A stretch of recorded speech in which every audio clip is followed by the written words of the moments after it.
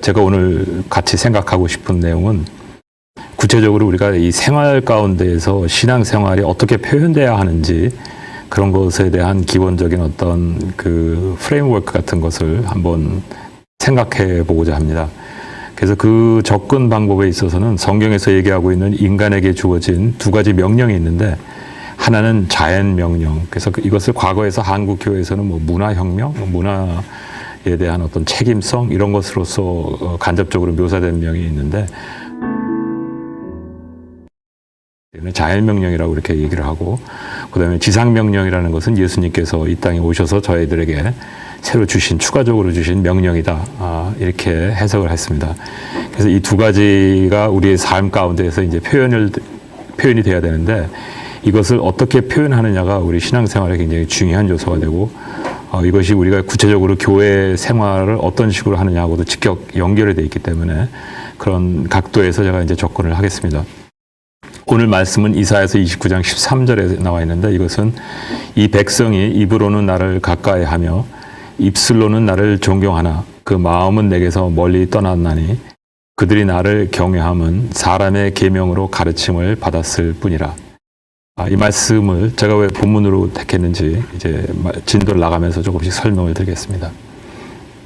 그 순서를 좀 한번 보시면은 네 수로 나눠져 있는데, 관례적으로 이해되고 있는 신앙생활이란, 그 다음에 두 번째는 신앙생활의 본질이라는 것은 무엇인가, 세 번째는 자연명령과 지상명령의 조화, 즉 거룩하게 사는 것이란 무엇인가, 그 다음에 마지막으로 요약하고 끝을 맺겠습니다. 제가 진행하는 가운데 혹시 질문들이 있으시면은 그 채팅방에 남겨주시면은 끝나고 나서 제가 그 질문에 대해서 응답을 하겠습니다. 일반적으로 많은 선배들의 그 경험에 의해서 우리 한국 교회에 지금 그 교회가 운영되고 있고, 우리는 보통 그 교회를 중심으로 하는 활동을 이제 신앙생활이라고 이렇게 얘기를 하는데, 일반적으로 그 신앙생활의 시작이 어떻게 되냐면은, 모태신앙이든 아니면 친구의 권유로 교회에 이제 출석을 하게 되는 것으로 시작됩니다.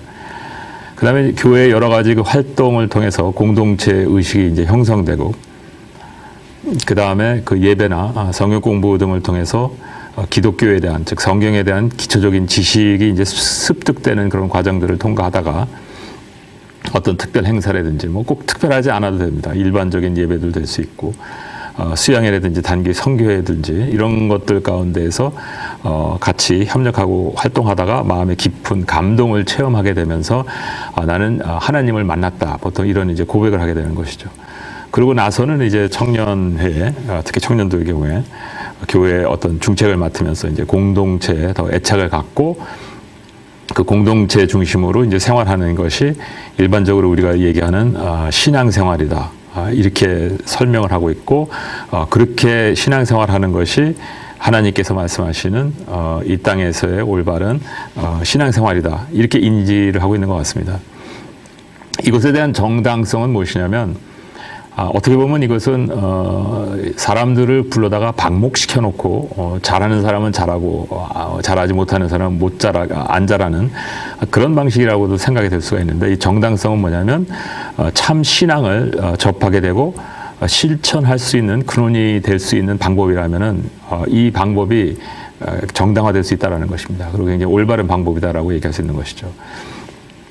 그리고 이 지금 현재 우리가 취하고 있는 방법은 어떻게 보면은 이 한 교회에서만 오래 활동한 사람들의 경우나 혹은 한 교단에서 활동한 사람들에게는 이 교회 신앙생활이라는 것이 곧 이런 것이다라고 인식되어 있을 수 있는데, 사실 그렇지 않습니다. 지금 현재도 굉장히 다양한 방법을 통해서 신앙생활들을 하고 있는데, 특히 우리가 지금 하고 있는 이 방식은 어떻게 보면은 그 서양, 특히 미국, 유럽에서 부흥운동이 18세기, 20세기 가운데 여러 차례 이렇게 파도처럼 일어나는 현상이 있었습니다. 그것이 우리나라 19세기에 그 도입이 됐고, 그 다음에 그 신앙생활의 양식이 우리가 지금 현재 이해하고 있는 방식으로 자리 잡기 시작한 것이 60년대에서부터 형성되기 시작하면서 90년대에 이제 완전히 장착되고, 그 다음에 90년대 이후서부터는 그것을 유지하려고 하는 엄청난 여러 다각도적인 노력들이 일어나면서 지금 우리가 발견되고 있는 교회다라고 얘기할 수가 있을 것 같습니다. 물론 교회학자들이 제가 이렇게 얘기하는 것을 보면은 굉장히 놀라겠죠. 왜냐하면 굉장히 복잡한 상황을 이렇게 단순하게 표현하는 것에 대해서 좀 죄송한 마음이 있지만 요약하자면 이렇게 할 수 있다는 것입니다. 그다음에 이제 그 업적과 그 결과를 보면은 사실 우리나라에 많은 훌륭한 예수님의 제자들이 배출됐습니다. 그렇기 때문에 이 방식이 그래도 과거에 뭐 60년대, 70년대, 80년대까지도 어느 정도 성공적이었었다라고 얘기할 수 있을 것 같습니다. 저 같은 경우도 이제 그런 교회 신앙을 통해 가지고 신앙을 갖게 된 사람 중에 한 사람이고, 그다음에 한국의 기독교가 확고하게 자리 잡을 수 있게 해줬던 방식이고, 문제점은 무엇이냐면 이 사회에 깊숙이 빛의 역할을 하지 못했다라는 것입니다. 그래서 우리나라의 기독교가 빨리 성장한 거에 비해서 신앙생활이 개인의 어떤 종교생활에 상당히 국한되고, 사회의 책임성이라든지 아니면은 신앙이 가져오게 되는 자연적으로 나타나야 할 어떤 빛의 역할이 표현되지 않았다라는 것입니다. 그래서 이것은 실질적으로 데이터를 가지고 이제 분석해 본 결과, 그 한 나라의 그 개신교들의 그 숫자들과 그 총 그 인구 비례, 개신교들의 그 숫자 비례와 그다음에 그 나라의 어떤 그 부패 지수라든지 이런 것들을 한 10몇 가지로 분석을 했었습니다. 그랬는데 우리나라가 거기서 네 나라가 그 어떤 그 전 세계적인 패턴에서 완전히 그 들어가지 못한 굉장히 그 특이한 케이스로 나타났는데, 그 네 나라 중에 세 나라는 아프리카에 있는 나라로서 최근에 지난 한 3, 40년에 기독교가 들어오면서 기독교 숫자가 빨리 늘었기 때문에 그렇고, 그 세 나라를 제외하면 우리나라가 유일하게 기독교 인구 비례에서 부정이라든지 사회의 어떤 그 청렴성이라든지 아니면은 그러한 것들이 가장 떨어지는 그런 나라로 굉장히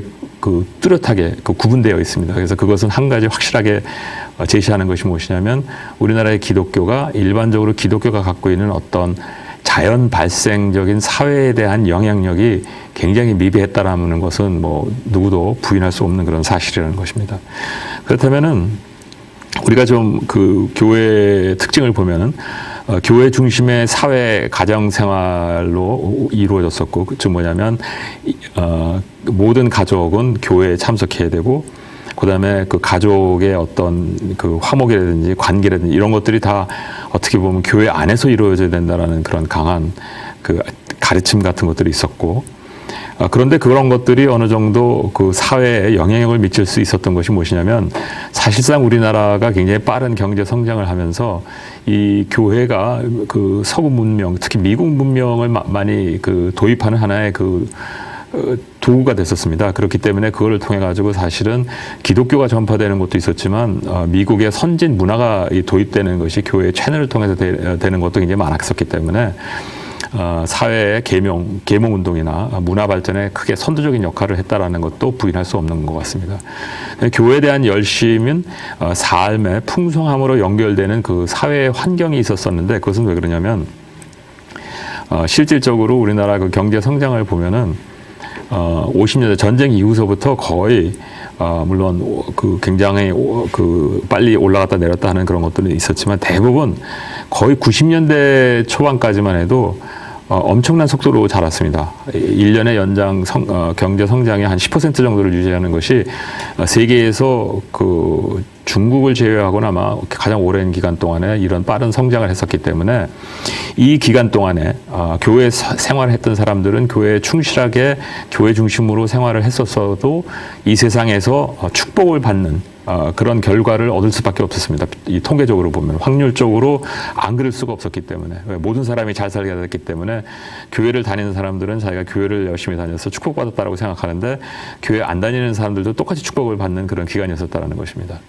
그런데 그 문제는 뭐냐면은, 그 당시에만 해도 교회는 사회적인 어떤 존경의 대상이 되었었기 때문에 외부에서 활동하는 사람들도 교회에서 어떤 직책을 받는 것을 어떻게 사회의 문명인으로서 굉장히 그 자기가 이루어야 하는 어떤 가치관 중에 하나였다라고 우리가 얘기할 수가 있는 것 같습니다. 그다음에 일반인들도 교회에서 신앙이 없다 할지라도 일요일 날 교회에 가서 예배 동안에 그 말씀 듣고 그러는 것을 자기가 수용하는 하나의 방법으로 택한 사람들도 꽤 있었습니다. 그러다가 보니까 이것이 이제 진행되면서 교회의 어떤 중심적인 그 움직임을 지키려고 하다 보니까 이 교회 자체 내에서 이 세상을 향해서 하나의 가상의 적으로 세상을 이렇게 그려야 하는, 세상은 악하고 교회는 선하다라는 그러한 인식도 굉장히 팽배되기 시작했는데, 사실 이거는 제가 실질적으로 제가 일했던 곳 중에서 그 부서 중에 그 기획정책국이라는데 제가 90년대 후반에 있었습니다. 그런데 이제 그 부서는 국제기구에 있었었는데 그 부서는 뭐냐면 저희가 경제 자문을 하면서 활동을 할 때 전 세계에서 NGO들이 우리가 그 자문하는 거에 대해서 불만을 품고 그 항의 서신 같은 거를 많이 보냅니다. 특히 우리 총재한테 보냈을 때 제가 맡았던 일 중에 하나는 뭐냐면 그것에 대한 회신을 해야 되는 일을 한 1년 정도 했었습니다. 그렇기 때문에 이제 그 NGO, 특히 기독교 단체에서 어느 나라에 대해서 저희가 그 자문했던 거에 대해서 불만을 품고 항의의 서신을 보낼 때 가장 많이 느꼈던 것은 무엇이냐면 그 나라의 현실하고 동떨어진 그런 논리를 굉장히 많이 전개하는 것을 볼 수가 있었습니다. 근데 그렇게 할 수밖에 없었던 것이 무엇이냐면 그러한 NGO들이 물론 순수한 마음으로 했습니다. 제가 그건 부인하는 건 아닌데 그러나 전문가들이 부족했기 때문에 그 나라에 대한 정확한 이해도나 분석이 결여된 상태 가운데에서 결과를 보고 그다음에 자신들이 갖고 생각하고 있는 불만들을 결부시켜서 이상한 논리를 전개해서 자신들의 주장을 펼치는 모습을 너무나 많이 봤습니다. 그래서 그때 제가 느꼈던 것이 무엇이냐면 이 교회가 아니라 일반 그 기독교 NGO들까지도 이 세상을 보는 시각이 이렇게 가상적으로 악하게 표현을 하면서 거기에 대적해야 하기 때문에 우리가 일어나야 된다라는 어떤 그런 구세군 같은 그러한 감성을 자극해서 일어나는 것을 보면서 이 기독교 내에 상당히 큰 문제가 있다는 것을 실질적으로 그 일 가운데서 많이 경험을 해본 적이 있었습니다. 교회가 이 사회에 뒤처지게 되는 이유, 특히 혹은 뒤처지면서 발생한 신앙생활의 방식의 문제점에 대해서 볼 때 몇 가지로 나눠볼 수가 있습니다. 교회 활동에 과다 치중하다가 사회, 직장 포함해서 이제 소외를 당하게 되는 것을 많이 경험하게 되고, 특히 선포된 말씀에 힘을 얻는 것 같았는데 사회로 돌아가는 순간 직장의 문턱을 밟거나 학교 문을 통과하는 순간 자기가 굉장히 무기력하다라는, 즉 그 선포돼서 굉장히 힘을 얻었던 그런 말씀 같은 것들이 굉장히 무기력하게 자기에게 아무 힘이 안 되어주는 그런 것들을 많이 경험하게 되는 것 같습니다.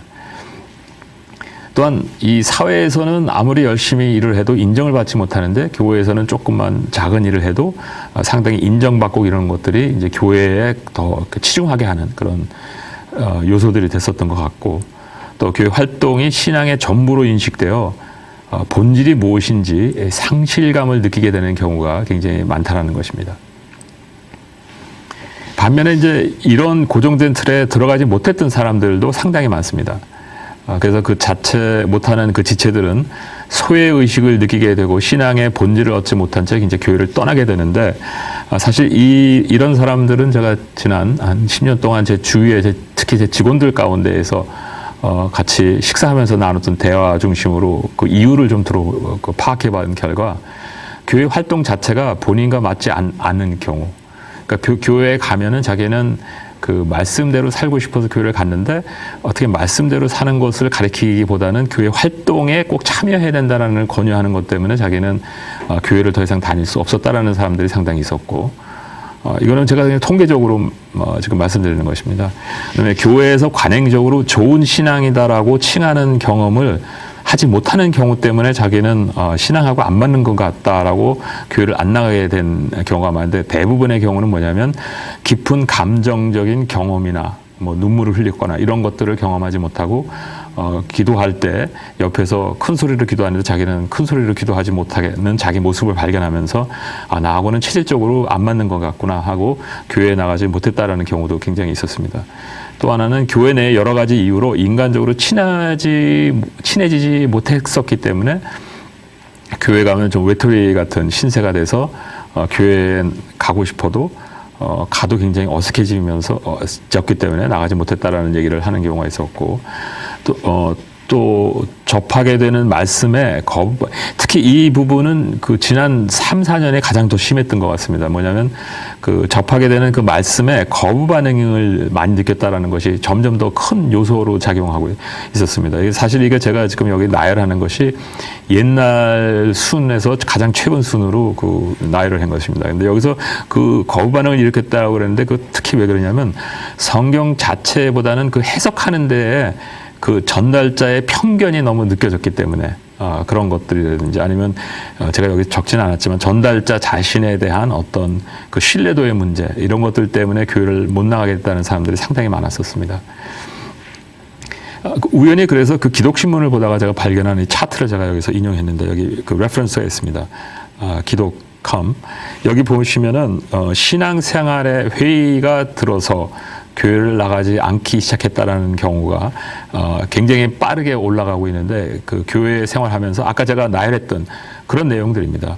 교회 생활하면서 형성된 세상에 대한 형상이 붕괴되면서 자기가 교회 안에 있을 때나 교회 밖에 있을 때나 결국 다 똑같다라는 어떤 그런 즉 교회 안에서 자기가 무슨 의미를 찾지 못하기 때문에 나가는 경우가 굉장히 많고 그다음에 교회의 비도덕적인 그 모습 때문에 뭐 세습이라든지 헌금에 대한 남용이라든지 이 사회에 어떤 직장을 가면은 이 회계 처리 같은 것이 굉장히 투명한데 교회에서는 이런 것들이 전혀 이루어지지 않고 있는 것에 대한 젊은이들의 불만도 상당히 많았었습니다.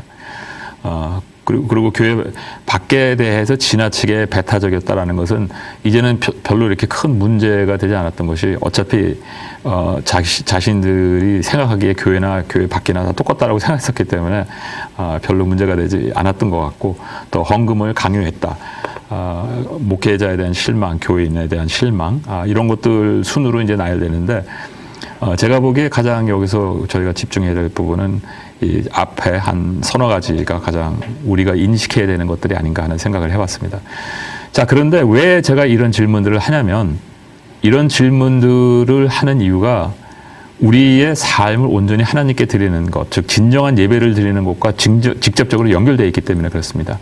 왜냐하면 우리는 내부 사람이기 때문에 우리가 하고 있는 일들에 대해서 외부에서 어떻게 느끼는지 알아야지 우리가 잘하고 있는지 잘못하고 있는지를 알아야 되는데 만약에 우리가 말씀대로 살면서 잘하고 있는데 그 말씀의 거부 반응을 일으켜서 그 교회에 참여하지 못한다면 우리는 정당화될 수 있습니다.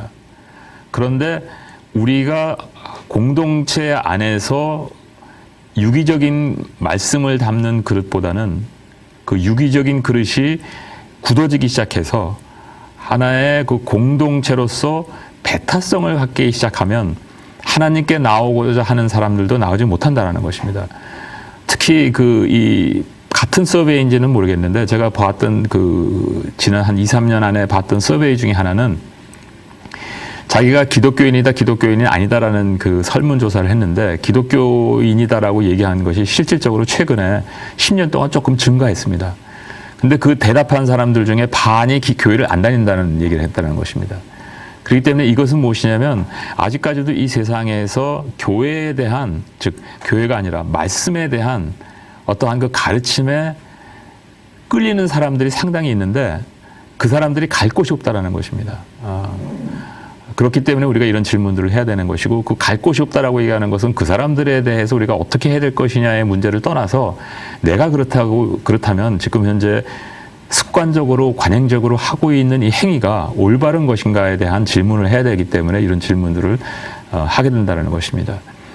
사회생활 보면은 직장, 가정에서 올바른 신앙생활을 우리 교회관과도 직결되어 있기 때문에 그렇기 때문에 우리가 사실 제가 오늘 다루고자 했던 그 이슈 중에 핵심적인 이슈 중에 하나가 뭐냐면 우리가 직장이나 가정생활을 신앙인으로서 어떻게 해야 할 것이냐인데 사실 이 문제가 우리가 교회관에 대해서 어떤 인식을 갖고 있느냐고 직접적으로 연관되어 있습니다.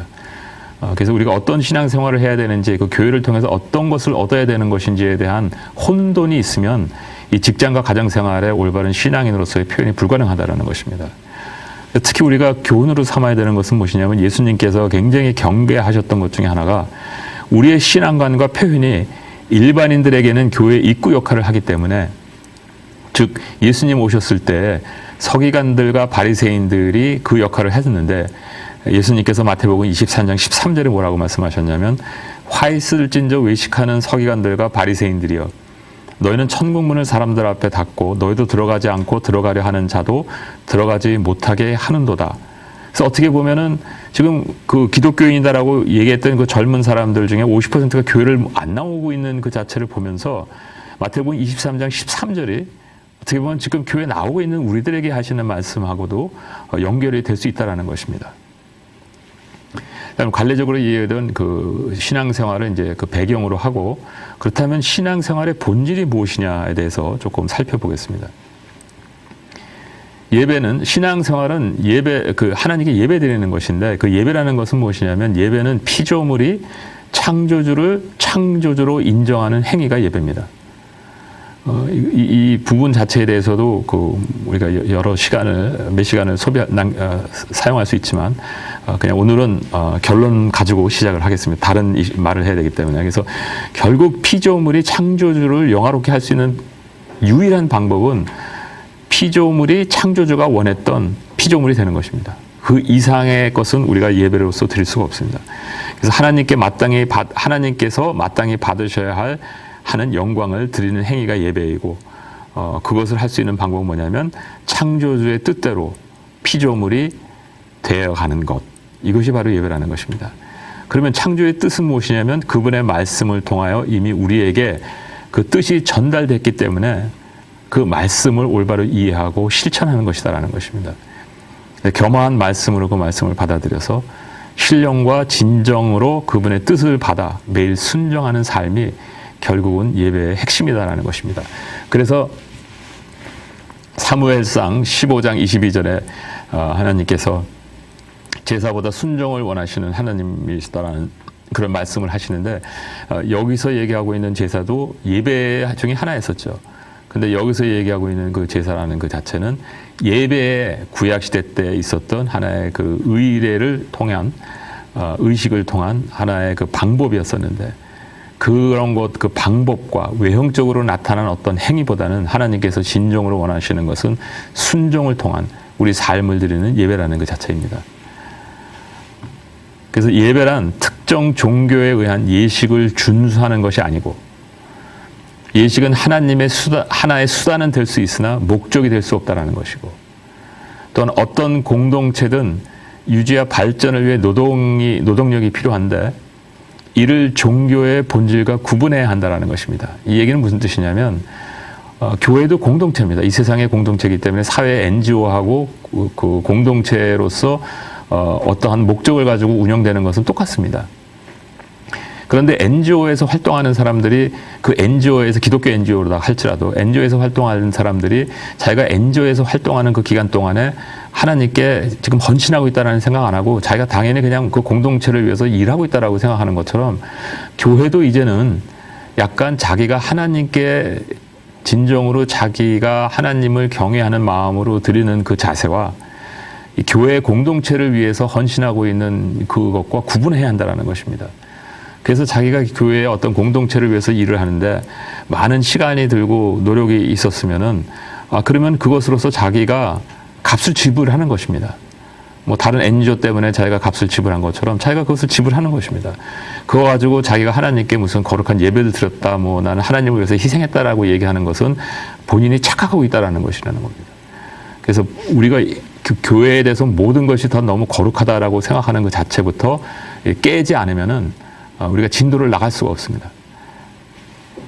또 신령과 진정이라는 것은 결국 뭐냐면, 쉽게 말씀드리면은 인간이 갖고 있는 마음의 가장 중심에서부터 비롯된 하나님께서 가르쳐 주신 그대로 하나님을 이해하고 있는 그 진리라는 뜻이거든요. 그 진리 가운데에서 나를 하나님께 드리는 행위입니다.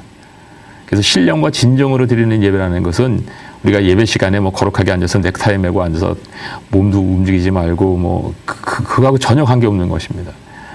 무슨 옷을 입고 오든 뭐 와서 뭘 마시든 그 전혀 관계없고, 중요한 것은 무엇이냐면 나의 마음속에 가장 깊은 곳서부터 하나님께서 자기를 우리 인간에게 나타내고자 하셨던 그 나타내심의 지식 가운데에서 하나님께 내 자신을 던져드리는 것입니다. 그것이 이 산에도 예루살렘도 아닌 제단 위에 들어진 제산물처럼 나의 인생을 하나님께 송두리째 드리는 것이 바로 예배라는 것입니다. 그래서 신앙생활은 세상 속에서 하는 것이고 공동체를 통해서 우리는 위로와 격려를 얻게 되는 장소가 바로 교회입니다. 그래서 이 교회 내에서 우리가 이 공동체를 통해서 위로와 격려를 얻지 못한다면 우리는 세상 속에서 빛의 역할을 할 수 없습니다. 우리는 세상 속에서 신앙생활을 하기 위해서 부르심을 받은 것이지 교회 안에서 신앙생활을 하기 위해서 부르심을 받은 게 아니다라는 것입니다. 그러면 예배의 구체적인 그 방법에 대해서 조금 생각을 해보면은 고린도전서 1장 24절에 보면은 오직 부르심을 입은 자들에게는 유대인이나 헬라인이나 그리스도는 하나님의 능력이요 하나님의 지혜니라 이렇게 말씀하고 계십니다. 이 말씀을 왜 하시냐면 이 뒷배경을 우리가 좀 보면은 고린도전서 1장 22절에 유대인은 표적을 구하고 헬라인은 지혜를 찾으나 이게 무슨 뜻이냐면 유대인들은 자신들의 일반적인 삶 가운데 표적을 보는 것이 하나님께서 뭔가를 하고 계시다라는 것에 증표를 얻겠다라는 것이고 이 헬라인들은 그 당시에 여러분 문화를 잘 아시지만 지혜에 대해서 굉장히 목말라 하고 굉장히 숭배하는 그런 사회적 분위기가 있었습니다. 이것도 제가 너무 단순하게 설명을 해서 제 자신이 좀 부끄럽지만 하여튼 결국 그래서 그 요점은 무슨 뜻이냐면 사람들이 자신들이 일반적인 사회생활 가운데에서 이해하고 있는 하나님의 개입 방식에 대해서 요구를 했다라는 것입니다. 그랬더니 예수님께서 대답하신 것은 무엇이냐면 사도 바울을 통해서 십자가에 대한 얘기를 하는 겁니다. 유대인이나 헬라인에게나 다 자신들이 원하는 어떠한 해답을 원하고 왔는데 즉 우리가 이 땅에서 어떻게 하면 지혜롭게 살 수 있느냐는 질문을 갖고 예수님께 왔는데 사도 바울에게 왔는데 사도 바울의 대답은 뭐냐면 예수 그리스도라는 것입니다. 이게 도대체 무슨 뜻이냐 하는 것이 굉장히 중요한 의미입니다. 마태복음의 16장 4절에 보면 그렇기 때문에 예수님께서 악하고 음란한 세대가 표적을 구하나라고 얘기되어 있습니다. 근데 내가 보여줄 것은 요나밖에 없다라는 그 말씀을 하시는데 이게 도대체 무슨 뜻이냐 하면 처음에 제가 말씀드렸던 것처럼 그 이사야서의 내용하고도 비슷한 내용입니다. 우리가 원하는 것은 어떻게 보면은 우리가 신앙생활을 지금 하고 싶어서 올바로 살고 싶어서 교회에 찾아오는 것도 내가 생각하고 있는 어떠한 이 땅에서의 잘 사는 방법을 배우기 위해서 온다라는 생각을 많이 할 수가 있습니다. 그것이 바로 이 유대인들이 표적을 구하고 헬라인들이 지혜를 찾는 모습이나 우리가 교회를 찾는 모습이나 다 똑같을 수 있다는 것입니다. 일상생활에서 십자가의 의미라는 것은 과연 그럼 무슨 뜻이냐 하면은 성경에서 얘기하는 것은 처음에 언약의 갱신입니다. 그 다음에 그 언약의 갱신은 무슨 뜻을 의미하냐면 하나님의 주권 하에 있는 생활 영역으로 들어온다라는 뜻이고 그 다음에 그 들어온다라는 것은 새 사람으로의 삶을 시작하는 것인데 이 새 사람으로의 삶을 시작한다라는 것은 말씀에 자기가 직접적으로 연결되기 시작한다라는 것이고 두 번째는 그렇기 때문에 그 말씀에 연결돼서 그 말씀의 연결됨을 통해서 들어오는 하나님의 뜻이 자기의 삶을 지배하게 된다는 것입니다. 그렇게 될 때 하나님의 주관하시는 삶의 영역 가운데 들어온다 이렇게 얘기를 하는 것이고 우리는 그런 모습이 발견됐을 때 하나님의 나라가 내 안에 이루어졌다는 얘기를 하는 것입니다. 조금 더 자세히 좀 설명을 드리겠습니다. 우리는 많은 사람들이 특히 그 젊었을 때 뭐 저도 그랬지만 우리가 질문하는 것 중에 가장 대표적인 것이 무엇이냐면 아까도 말씀드렸던 것처럼 내가 어떻게 하면 이 땅에서 지혜롭게 잘 살 수 있을까? 거기에는 이 생존에 대한 두려움이 굉장히 많이 자리를 잡고 있고 성공에 대한 욕망도 좀 있고 뭐 사실 다 그렇습니다. 그렇기 때문에 그런 것들을 배우기 위해서 어떻게 보면 교회를 나오고 있다가 그 꿈이 깨어지면서 사실 교회를 떠나가는 사람들이 굉장히 많거든요. 그런데 여기서 우리가 이해해야 할 것은 바로 무엇이냐면 예수님께서 말씀하시려고 했던 것처럼 사람들은 유대인들은 이 악한 세상은 표적을 구하는데 예수님께서는 요나의 그 표적밖에는 보여줄 게 없다라는 것처럼 그러시면서 그 동뱀을 모세가 들어올렸던 것처럼 자신이 들어올림을 받아야 된다라는 것처럼 그 말씀을 하시는데 그게 무슨 뜻이냐면 우리는 하늘을 날르는 법을 배우기 위해서는 애벌레에서 먼저 나비가 돼야 된다는 것입니다. 근데 사람들은 애벌레에서 나비가 돼야 된다는 것은 잊어버리고 하늘을 날리기를 원하는 것을 배우기를 원한다는 것입니다. 저는 이 얘기를 할 때마다 좀 부끄러운 얘기지만 제가 박사학위 논문을 쓰기 시작하면서 한 1년 됐나 했을 때 제가 이거 마음이 급해서 제가 제 지도 교수한테 찾아가서 그 유명한 어떤 저널에 그 내 논문이 나가려면 어떻게 해야 되는 질문을 했습니다. 그랬더니 제 지도교사가 저를 이렇게 한참 쳐다보더니 일단 논문이 있어야 된다라고 얘기를 했습니다. 그래서 제가 그때 굉장히 부끄러운 아주 그 상황을 한번 경험한 적이 있는데 그것이 저한테 평생 교훈으로 남았습니다. 저는 우리가 지금 현재 많은 청년들이 질문하고 있는 게 똑같은 질문을 하고 있다고 생각을 하거든요. 우리가 어떻게 하면은 이 세상에서 성공적인 그리스도인이 될 수 있습니까? 라는 질문을 많이 하는데 예수님께서는 대답하고 계십니다. 십자가라고. 근데 그것은 무슨 뜻이냐면 너는 애벌레가 먼저 나비가 돼야 된다는 얘기를 하는 것입니다. 나비가 되면은 하늘을 나르는 방법을 몰라도 나를 수밖에 없습니다. 그래서 예배의 구체적인 방법은 뭐냐면 예배를 드리기 위하여 먼저 예배자가 되어야 된다는 것입니다. 아까 제가 보여드렸던 그 플로우 차트를 그림으로 조금 다시 한번 보여드리겠습니다. 하나님 나라, 직접적으로 다스리시는 영역, 즉 하나님의 사랑과 공의가 실현되고 있는 영역은 언약 안으로 들어가는 것이다. 이렇게 얘기할 수가 있습니다. 이 언약이라는 것은 모세의 언약을 얘기하는 것이고 예수님께서 그 산산수훈 때 다시 갱신하신 언약을 얘기하는 것입니다. 근데 이 언약에 들어갈 때 먼저 관문을 통과해서 그 통과하는 시험을 합격해야지만 우리가 들어갈 수 있다는 것입니다. 그래야지만 새 사람의 삶을 시작할 수 있는 것이고 그 새 사람의 삶의 시작은 생명줄과 연결되는 것이고 즉 하나님의 나라에 자신의 구분이 없어지기 시작한다는 얘기입니다. 그 다음에 새 사람으로 사는 것입니다. 그러면 이제 남은 시간을 제가 1번에서 2번, 3번, 4번, 5번이 무슨 뜻인지 조금씩 설명을 드리겠습니다. 자, 먼저 마지막으로 그 새 사람으로 사는 것은 결국 자연 명령과 이제 지상 명령으로서 우리가 그 명령에 순종해야 된다라는 것으로 이제 연결되는 것입니다. 근데 먼저 그 언약으로 들어가는 것부터 좀 설명을 드리면 언약으로 들어간다라는 것은 말씀드린 것처럼 예수 안에서 모세를 통한 이스라엘 백성과 맺은 언약이 갱신된다라는 것입니다. 즉 하나님은 이스라엘의 백성이고 그 이스라엘은 하나님의 왕으로 인정하는 서로의 언약입니다. 약속입니다. 여러분들에게는 이것이 어떤 의미를 갖고 있을지 모르지만 저한테는 이것이 엄청 큰 저의 인생에 있어서 가장 중요한 언약입니다. 왜 그러냐면 이 뜻은 무슨 뜻이냐면 내가 하나님을 나의 구주로 영접하고 그분의 뜻에 의해서 살기로 하나님 앞에 내 자신을 드리게 된다면 그분이 나의 의식주를 해결해 주시겠다는 약속이거든요. 그렇기 때문에 저한테는 이 언약이 젊었을 때 가장 중요한 언약 중에 하나였었습니다. 그래서 이 언약 가지고 시작을 한 거예요.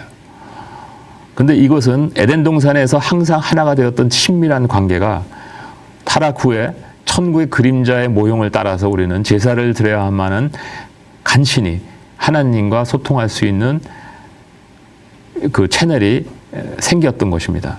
그런데 예수 안에서 하나님의 나라의 백성으로서 회복된 이 신령과 진정을 통한 예배로 우리는 다시 에덴 동산의 그 모습이 회복되어 있는 그런 언약의 상태로 들어가게 됐다는 것입니다.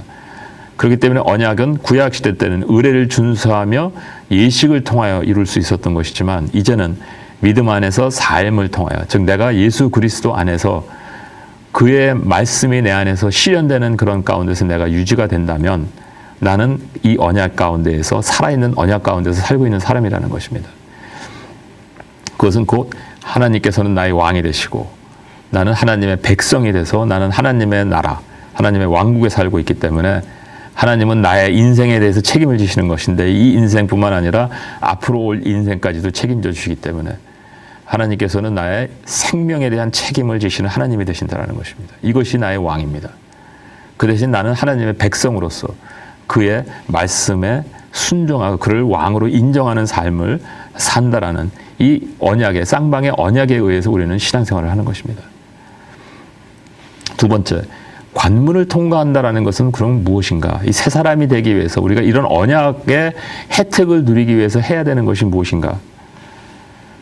예수님께서 하신 것처럼 40일 금식 후에 3가지 시험을 이기셨습니다. 돌덩이가 떡덩이가 되게 하라.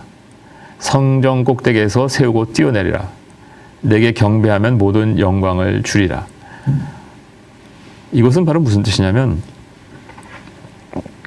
예수님의 우리가 대답을 보면서 알 수 있는 것처럼 돌들이 떡덩이가 되게 하라는 것은 하나님께서 예수님에게 예수님께서 신성의 신성이 있으셨기 때문에 그 신성을 통해서 자기가 뭐든지 하실 수가 있었습니다. 그러나 그 예수님의 인생을 보시면은 그 복음서를 통해서 우리가 아는 것처럼 예수님께서는 본인의 개인의 사적인 이득을 위해서 신성을 활용하신 적이 한 번도 없습니다. 철저하게 그 신성은 공생을 통해서 공생애를 위해서 하셨던 것이고 본인을 위해서는 인성을 가지고 사셨습니다. 왜? 그런 철저한 가운데 때문에 하나님 예수 그리스도께서 예수 그리스도가 되실 수 있었던 것입니다. 그래서 돌덩이가 떡이 되게 하라는 것은 40일 금식했을 때 이것은 무엇을 얘기하는 것입니까? 너의 신성을 이용해 가지고 너의 그 인성을 도우라는 뜻입니다. 그것을 이기셨습니다. 무엇을 이겼습니까? 말씀으로. 왜 말씀으로 이겼습니까? 그 방법밖에 없었기 때문에. 우리에게 주어온 방법도 그 방법밖에 없는 거거든요.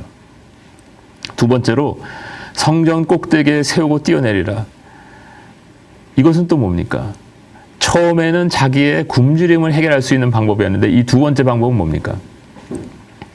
이 성전이라는 것은 무엇이냐면 예루살렘 그 중심에 있는 성전을 얘기하는 것이거든요. 그 성전 꼭대기 탑에서 뛰어내리면 그 성전 밑에 엄청난 많은 사람들이 있었는데 성전 위에서 뛰어내리면 어떻게 됐겠습니까? 사람들이 야 메시아다, 멋있다 하는 영광을 받았을 거라는 것입니다. 그런데 예수님께서는 그러한 메시아로서 왔을 때에는 사람들이 그것에 압도되어서 오늘도 제가 시간이 없어서 자세히 깊이는 못 들어가지만 예수님의 공생애를 보면은 그것에 대해서 계속 경계하시는 것 오늘 한 가지만 나중에 좀 예를 들겠습니다. 볼 수가 있습니다. 절대 사람들이 본인이 하는 그 일들을 통해 가지고 하나님의 나라가 이 땅에 임한다라는 것을 표현하기 위해서 쓰신 하나님의 그 신성 외에는 예수님께서 절대 쓰시지 않았다는 것입니다. 자신의 명예나 자신이 높아지기 위해서 그런 것을 사용하지 않으셨다는 것입니다. 마지막으로 내게 경배하면 모든 영광을 주리라 했을 때 이것은 뭐냐면 사단이 자기에게 절하라는 얘기였었죠. 사단이 자기에게 절하라. 이 얘기는 뭐냐면 세상을 품으라는 뜻이었습니다. 그런데 품는데 예수님의 마음으로 품는 게 아니라 이 세상을 소유하게 하고 싶다라는 뜻이었거든요. 그랬을 때 하나님께 경배하고 그분만을 섬기다라고 말씀으로 치어내는 것을 볼 수가 있습니다. 근데 이 좁은 길을 통과하셨기 때문에 성령께서 오셨던 것이고 천사들이 수종을 들었던 것입니다.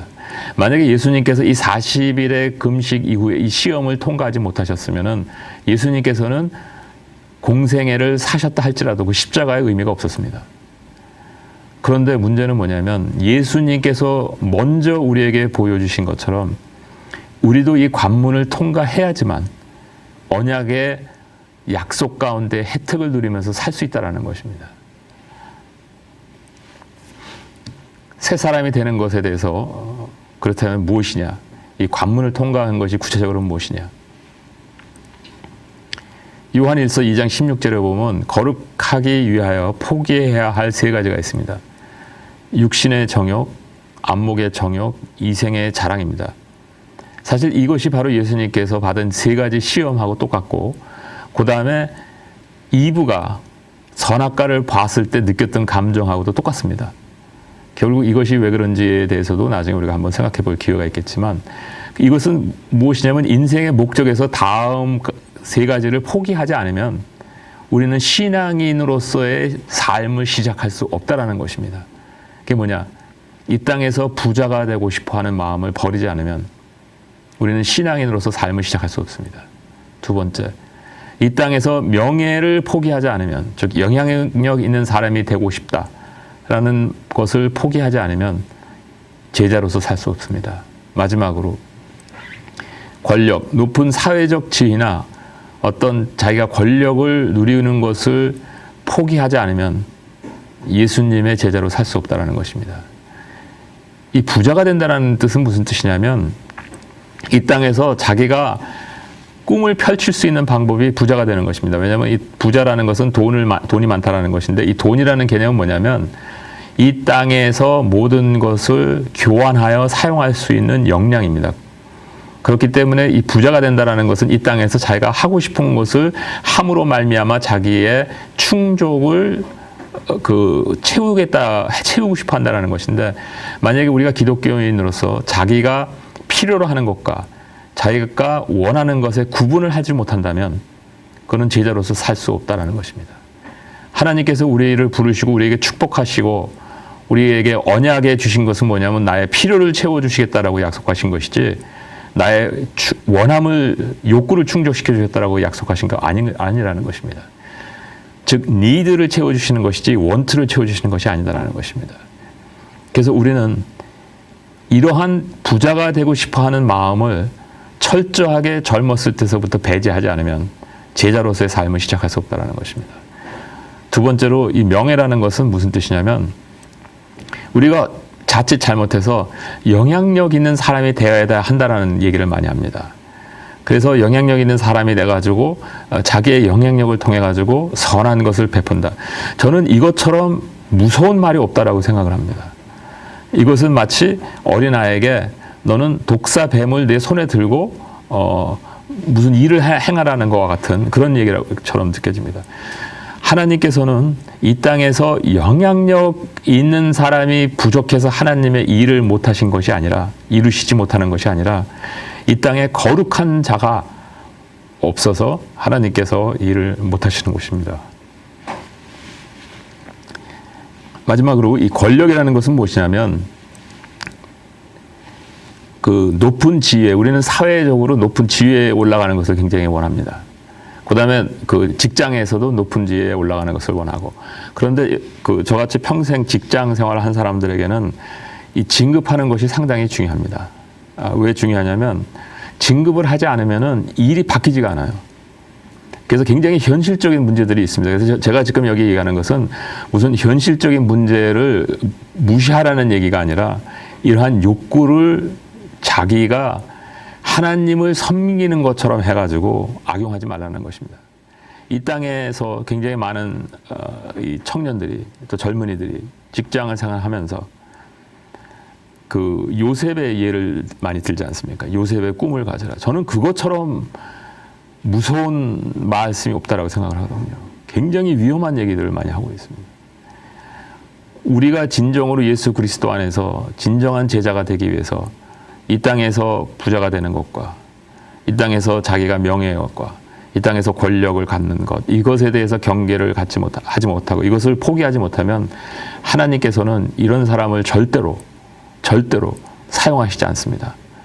그리고 절대로 사용하시지 않는다는 것은 무슨 뜻이냐면 그 언약에 들어오지 못했다라는 얘기고, 그런 사람들에게는 이 땅에서 기독교인으로서 어떻게 영향력 있는 삶을 살 수 있느냐, 그런 말씀을 할 필요가 없습니다. 왜?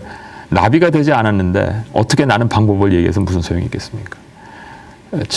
개인적으로 저는 특히 한 가지, 이 세 가지가 다 저는 살면서 모든 사람이 다 겪게 되는 것이고, 항상 실패해서 다시 회개하고 돌아오고 이런 것들을 우리가 굉장히 많이 겪게 되는데, 가장 최근에 느꼈었던 것 중에 하나는 뭐냐면 무슨 기관장이 됐을 때 굉장히 다양한 의견들이 회의 가운데 나오고 그러다가 제가 그냥 한마디 하면은 그게 그냥 결정이 되는 겁니다.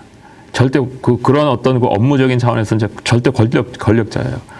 그러는데 그런 것들을 몇 번 겪다가 한번 회의 딱 끝나고 딱 선포한 다음, 완전히 선포죠. 제가 얘기하면 그게 다 이루어지는 거예요.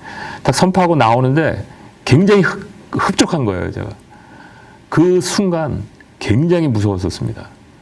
아, 나도 모르게 내가 이 권력의 맛을 보기 시작하는 게 아닌가 하는 것 때문에, 그것 때문에 엄청 힘든 시간을 제가 혼자 가졌었습니다. 영적으로 거기서 빠져나가기 위해서 굉장히 힘든 시간을 가졌던 그런 기억이 납니다. 그래서 만약에 우리가 제자로서의 이 세 가지를 극복하지 못한다면은, 저는 여러분들에게 솔직히 자신 있게 말씀드릴 수 있는 게 뭐냐면, 신앙생활 하려고 생각하지 마시라는 거예요. 왜?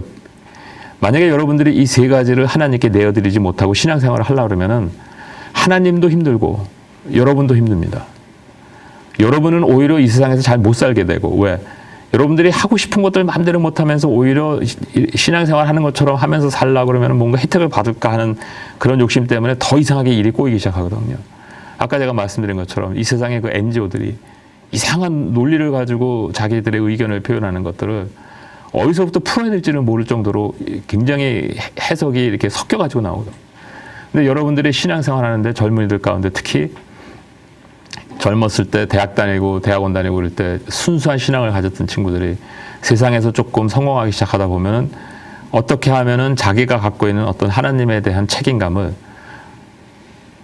정당화시킬 수 있는, 자기가 희생하지 않고 정당화시킬 수 있는 그런 방법이 없는지를 무의식 가운데 엄청 노력하면서 찾는 모습들을 많이 볼 수가 있습니다. 예수께서 가라사대 무엇을 원하느냐 가로되 나의 두 아들을 주의 나라에서 하나는 주의 우편에 하나는 주의 좌편에 앉게 하소서. 이 모습이 복음서 중에서 저는 가장 가슴 아픈 얘기 중에 하나입니다.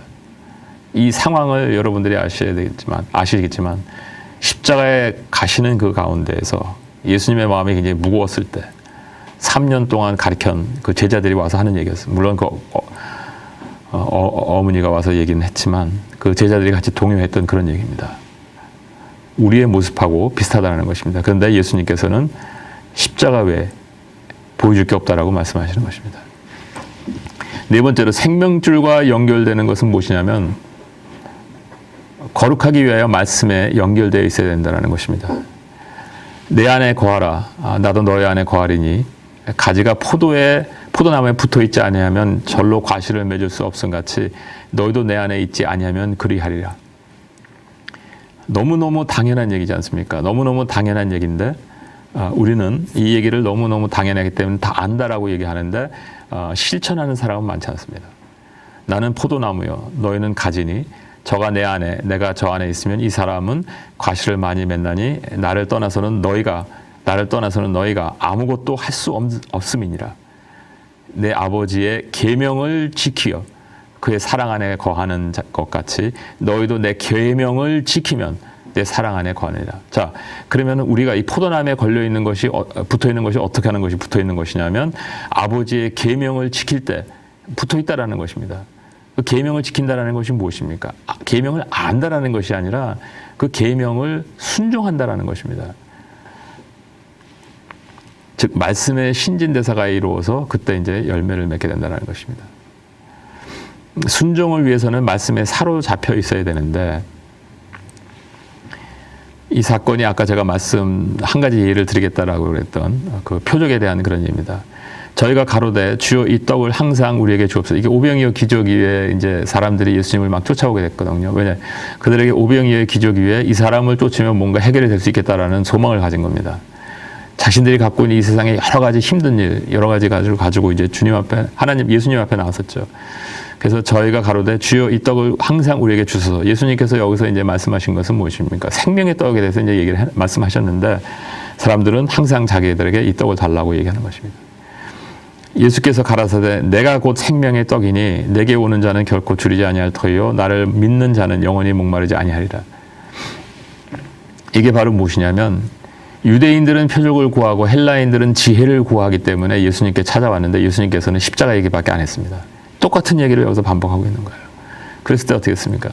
제자 중에 많이 물러가고 다시 그와 함께 다니지 아니하더라. 이 사람들은 그래도 행복한 사람들이죠. 왜? 예수님의 뜻이 무엇인지 이해했기 때문에.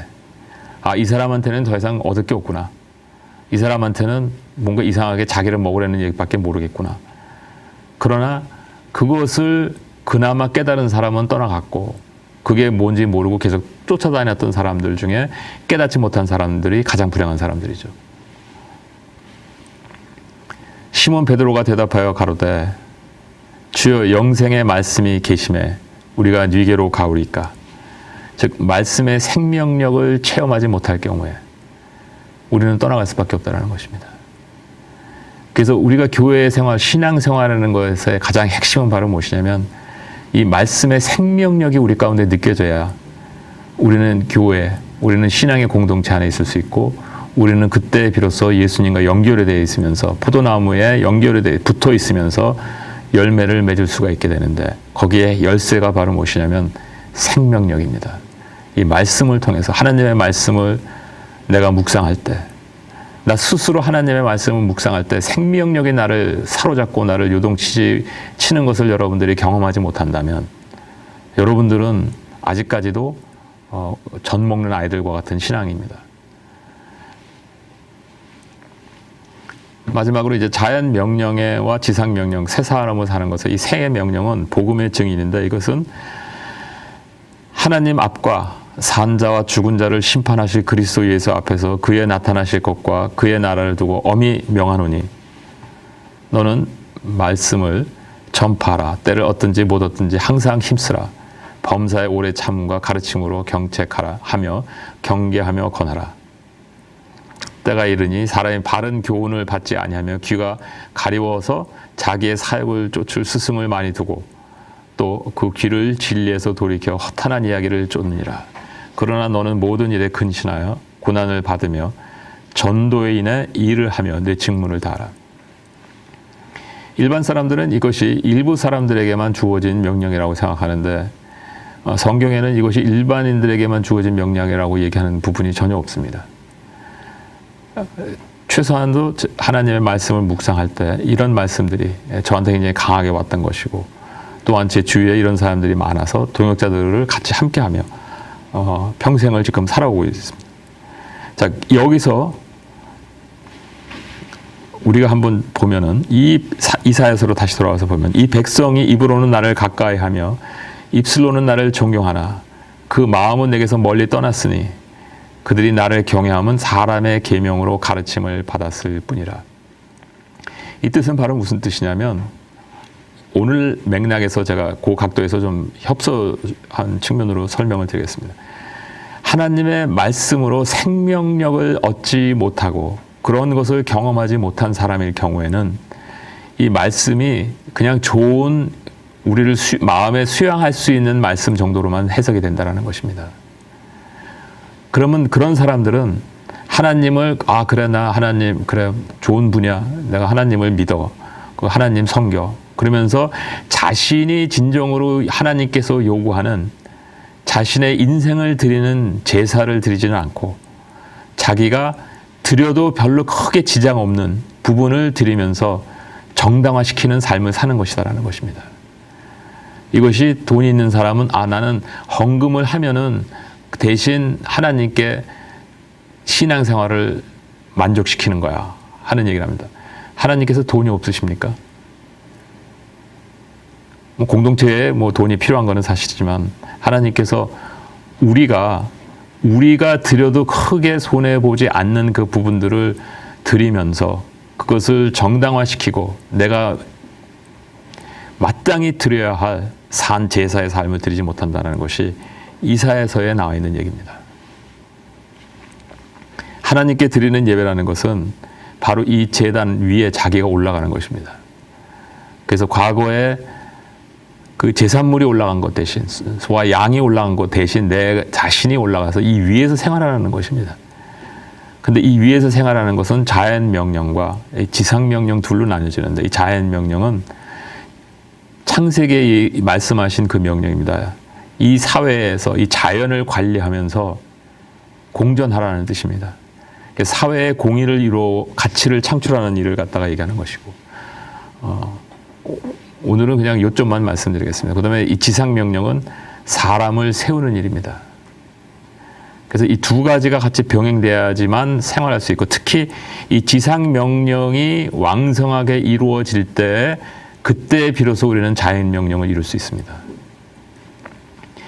그 어떤 사람도 지상 명령을 열심히 하지 않고 이 자연 명령을 아까 제가 말씀드린 그 세 가지의 유혹을 극복하면서 수행할 수 있는 사람은 아직까지는 제가 보지 못했습니다.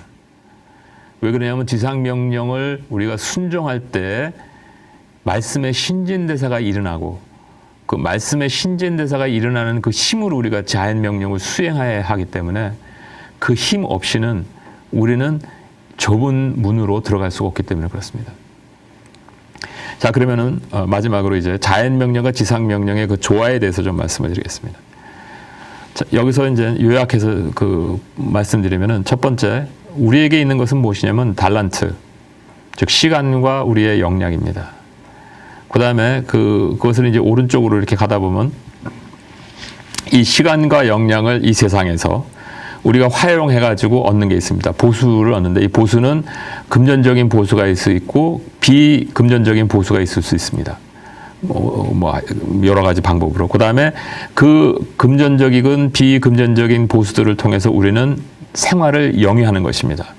그러니까 위칸에 오른쪽 위칸에는 처음에는 그것을 통해 가지고 이제 소위 말해서 일을 한다든지 그런 걸 통해서 이제 보수를 얻는 것이고, 그다음에 그 얻은 보수를 가지고 우리는 이 땅에서 생활을 하는 것입니다. 관리를 하는 것이죠. 이제 내 재산을 가지고. 그래서 그걸 가지고 만족을 얻어서 오는 것이고, 왼쪽으로 가면은 뭐냐면 왼쪽으로 가는 것은 제가 이거를 종교나 취미 생활 같은 거를 얘기하는 것입니다. 그런데 이 기독교가 사회에서 존경을 받을 때는 이 기독교가 취미 생활로 많이 등록이 됩니다. 그러다가 이 기독교가 이 사회에서 약간 등한시되기 시작하면은 취미 생활을 다른 걸로 많이 바뀌기 시작합니다. 그래서 교회에 안 나오기 시작하는 분들이 많습니다. 그래서 이거를 통해 가지고 우리는 이제 만족도를 이제 얻게 되는 것입니다. 아까 제가 말씀드렸던 자기가 전혀 희생되지 않는 부분을 일부 드리면서 정당화되는 그런 삶을 사는 것은 종교를 취미생활한다 이렇게 표현할 수도 있는 것입니다. 그래서 그런 사람들은 이제 만족도를 가지고 인생의 목적을 달성하고 사는 것입니다. 일반인들의 삶은 어떠냐면 돈과 권력, 월급, 진급 이런 것들에 이제 매여서 열심히 이제 일을 하고 뭔가 얻으려고 하고, 그 다음에 명예와 영향력을 가지고 생활을 하게 되는 것이죠. 그 다음에 자기가 얼마나 경제력이 있는지 보여주고 싶어하는 것도 있고, 또 얼마나 영향력이 있는 사람인지도 나타내고 싶어하는 그런 욕망이 굉장히 강하다라는 것입니다.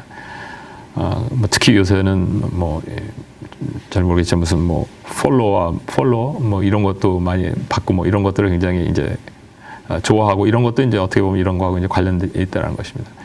그다음에 종교 취미 생활을 통해 가지고 인생의 목적을 달성했다라고 생각하는데, 이것이 이제 일반인들의 삶이라고 보면, 하나님의 백성일 경우에는 무엇이냐면 우리는 일을 하는 데 있어서 보수를 위해서 일하는 것이 아니라 가치 창조를 위해서 일해야 된다는 것입니다.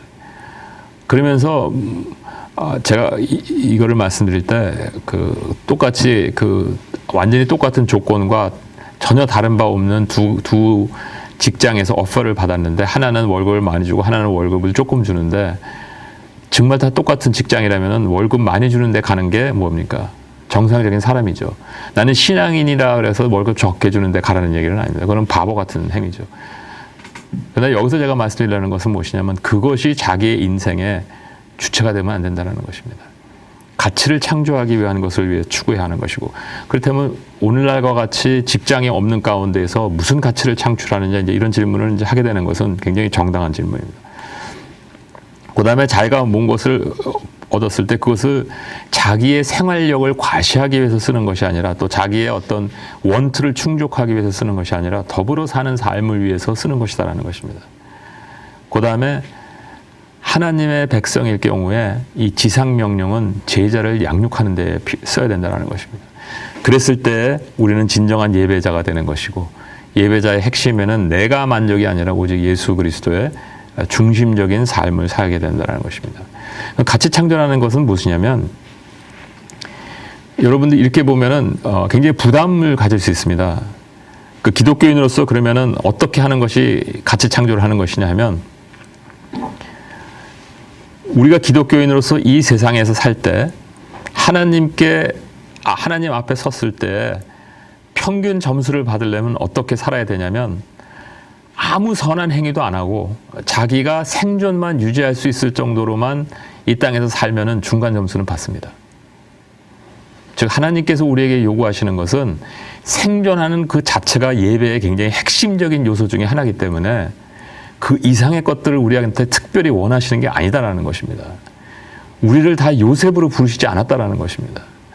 그렇기 때문에 만약에 내가 이 땅에서 살면서 다른 사람한테 손 내밀지 않고 내 생계만 유지할 수 있도록 이 땅에서 양심껏 살고 내가 하나님 앞에 섰다. 그 사람은 하나님 앞에 칭찬받을 사람입니다. 두 번째는 더불어 산다라고 그러니까 무슨 뭐 구제해야 되고 뭐 굉장히 부담감 같은 거를 많이 느끼는데 그것이 아니라 내가 내 이웃에게 짐이 되지 않아주는 것만 해도 평균 점수는 된다는 것입니다.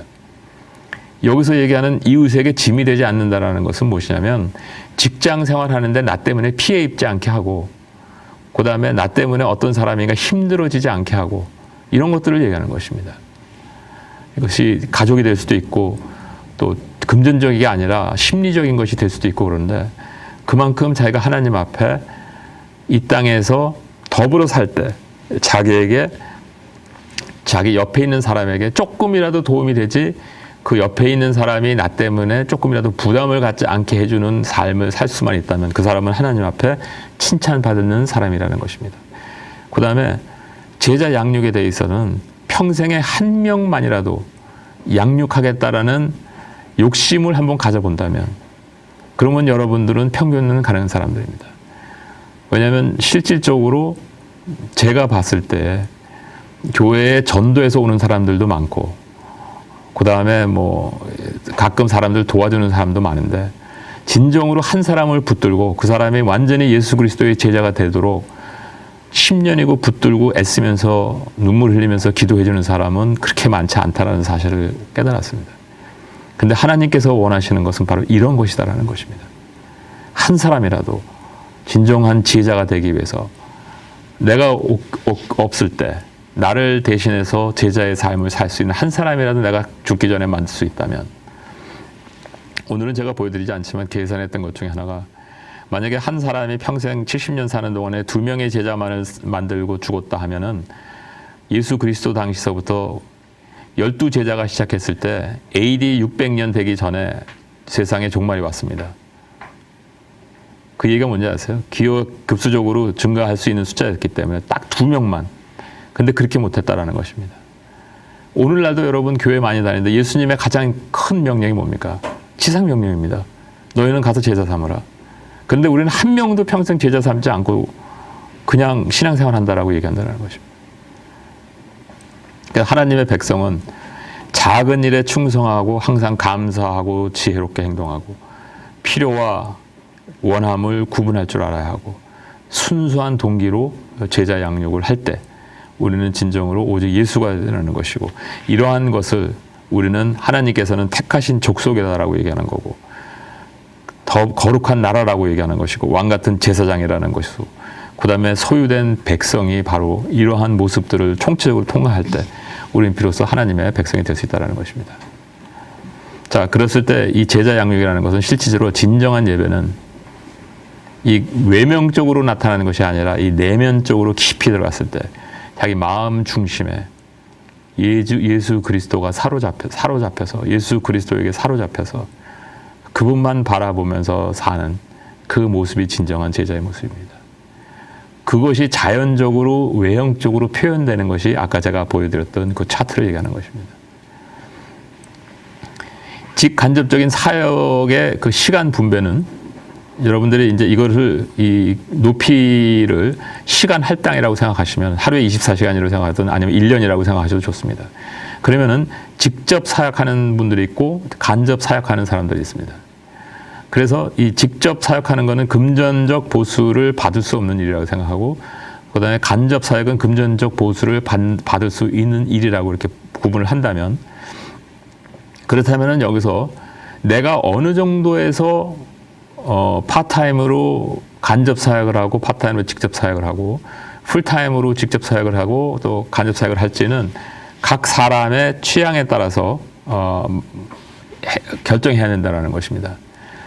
예를 들어서 저 같은 경우에 제가 40대에 시간을 한 6개월인가를 측정해 봤습니다.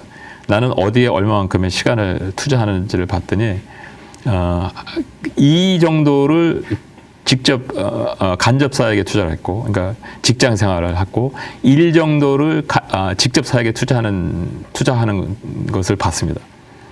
근데 그때 그 직장이 9 to 5가 아니었었거든요. 굉장히 하루 종일 일하는 근무 시간인데, 그 얘기는 바로 뭐냐면 이 간접 사역과 직접 사역을 충분히 다 하기 위해서 포기해야 했던 것들이 있는데, 그것이 바로 뭐냐면 저 사적인 모든 인생은 저에게 없었다라는 것입니다. 또 저하고 동역을 오랫동안 했던 어떤 그 간사님 한 분은 그분은 이가 직접 사역이고 일이 간접 사역입니다. 그래서 그분은 대학교 다닐 때서부터도 학점을 일부러 이 직접 사역을 하기 위해서 자기가 6학점 정도를 따로 떼놓고 나머지 학점을 선택하면서 공부를 해온 분입니다. 그래서 아직까지도 그렇게 살아요. 그래서 직장에서도 가장 시간을 적게 들일 수 있는 직장에서 월급을 받으면서 직접 사역만 하는 분들이 있다는 것입니다. 그 다음에 물론 제 IBF도 동료 그 간사들이라든지 이런 친구들은 훨씬 더 이제 많이 직접 사역을 하면서 사는 사람들도 굉장히 많죠. 우리는 이러한 어떤 자세로서 인생을 여러분들이 결정할 때 구체적으로 여러분들이 직장 생활을 하면서 희생해야 할 것에 대해서 여러분들이 선택해야 될 위치에 시간이 됐을 때 선택해야 한다는 것입니다. 그 다음에 금전적으로 받은 것은 이 직접 사역하는 사람들과 같이 나눠야 하는 책임도 또 있다는 것입니다. 그래서 우리는 이 지상명령, 오른쪽 가장 위서부터 시작하면 지상명령에서 시작해서 안식을 해야 하는 것이고, 이 안식이라는 것은 하나님과 깊은 교제가 있다는 것입니다. 하나님과 깊은 교제 가운데에서 하나님과 소통하면서 이 말씀의 증거를 얻어야 되고, 이 말씀의 증거라는 것은 무엇이냐면 실질적으로 자기 직장에서 그것을 경험해야 된다는 것입니다. 근데 그것이 안식 없이는 하나님의 말씀이 자기의 생명으로 들어올 수가 없습니다. 하나님과 깊은 교제 가운데에서 직장에서 말씀에 순종하면서 말씀의 증거를 얻었을 때, 그때 비로소 말씀의 신진대사가 일어납니다. 그래서 그 말씀의 신진대사가 일어나는 것을 삶에서 증거할 때 이것은 무슨 뜻이냐면 자기 직장에서 그냥 사는데 특별히 겉으로 봤을 때는 달라지는 거 없다 할지라도 그 사람의 모든 것이 속사람이 달라졌기 때문에 표현되는 것의 능력이 달라집니다. 그것이 바로 자연명령을 순종하는 것이다라는 것입니다. 그래서 이러한 원리를 통해 가지고 우리가 생활을 하는데, 저하고 같이 사역하는 사람들 가운데는 왜 말씀 양육을 포기할 수 없느냐 이렇게 질문하면, 말씀 양육을 포기하면 자기 인생이 무너지기 시작한다는 것입니다. 왜? 그 말씀 양육을 통해서 말씀의 신진대사를 통해서 그들이 힘을 얻기 때문에 그것이 끝나는 순간 힘이 빠져가지고 직장에서 겉으로 봤을 때야 직장에서 하는 일이 달라지진 않는데 생명력이 거룩함이 없어지는 거예요. 그럼 거룩함이 없어질 때 하나님께서 그 사람을 통해 가지고 그 직장에서 하고자 하시는 일을 하지 못한다는 것입니다.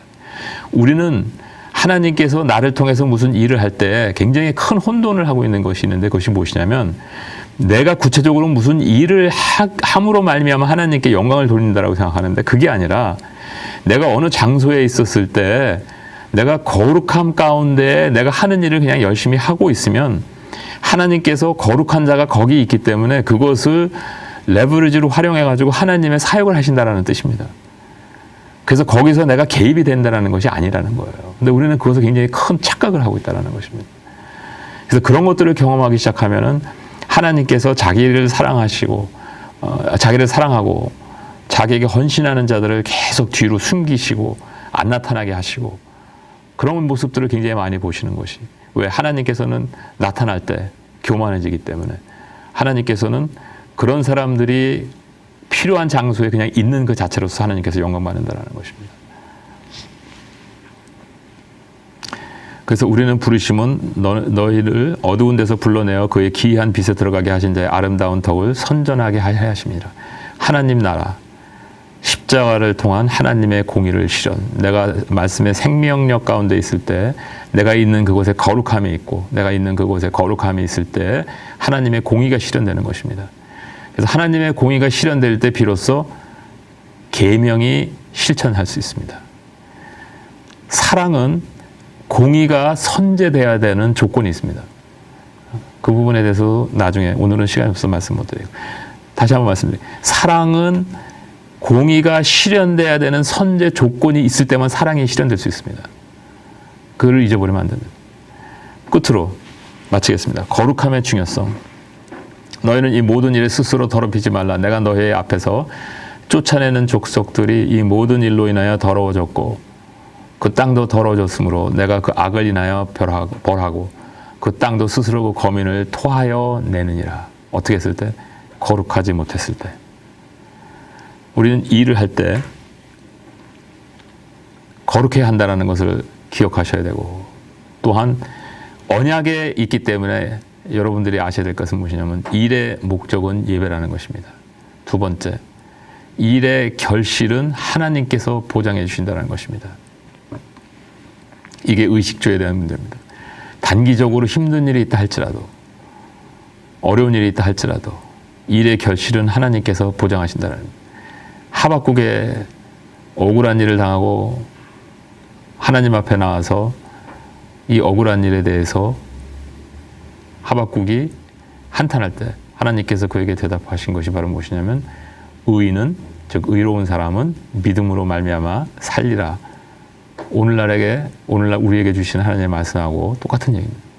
마지막으로 결실의 크기는 하나님의 주권이다라는 것입니다. 내가 이렇게 열심히 했는데 나는 왜 이것밖에 안 되라는 것은 하나님의 주권을 침해하는 행위다라는 것을 잊어버리면 안 된다는 것입니다. 그래서 우리는 거룩해야 되지만 동시에 우리에게 이러한 하나님의 언약이 있기 때문에 우리는 이 땅에서 담대하게 살 수 있다는 것입니다. 마치겠습니다.